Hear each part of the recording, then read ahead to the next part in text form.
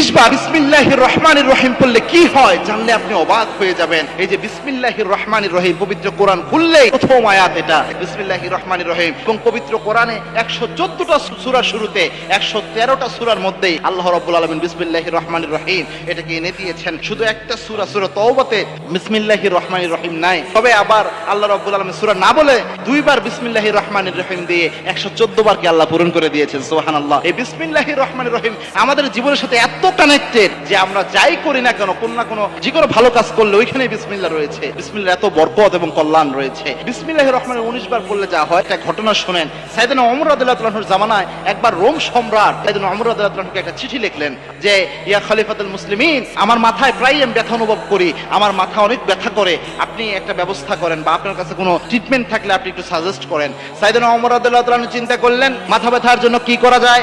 একটা টুপি ওই রোম সম্রাটের জন্য সাইয়েদনা ওমর রাদিয়াল্লাহু তাআলা হাদিয়া পাঠালেন। ওই রোম সম্রাট যখন টুপিটা মাথায় দিত, টুপিটা মাথায় দেওয়ার সাথে সাথে তার মাথা ব্যথা ভালো হয়ে যেত। কিন্তু যখনই রোম সম্রাট টুপিটা মাথা থেকে খুলে রাখতো, সাথে সাথে মাথা ব্যথা শুরু হতো।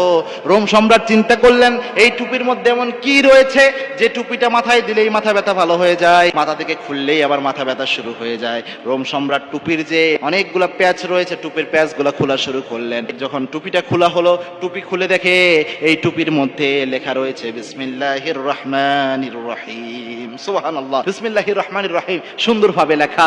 রোম সম্রাট বুঝতে পারলেন এটার বরকতেই আল্লাহ আমার মাথা ব্যথা কমিয়ে দিয়েছে। এজন্য বিসমিল্লাহ যেহেতু বরকত, অবশ্যই আমাদের উচিত হচ্ছে বরকত হিসেবে নেওয়া। স্বাভাবিকভাবে যে কোনো ট্রিটমেন্টের জন্য আপনি যখন সূরা ফাতিহা পড়বেন, সূরা ফাতিহার আগে চেষ্টা করবেন 19 বার বিসমিল্লাহির রহমানির রহিম এটা পড়ে নেওয়ার জন্য। এটা আলেমরা প্রেসক্রাইব করে থাকেন। এটা যদি পড়েন যে কোনো কিছু খাওয়ার জন্য, মনে করেন পেটের ব্যথা, আপনি ওই সময় এক গ্লাস পানি খাবেন, 19 বার বা 11 বার বেজোড় সংখ্যা বিসমিল্লাহির রহমানির রহিম পড়েন, পড়ে এরপরে আপনি সূরা ফাতিহা পড়ে ওই পানিটা খান, দেখবেন কোনো না কোনো বরকত আল্লাহ আপনাকে দান করে দিবেন।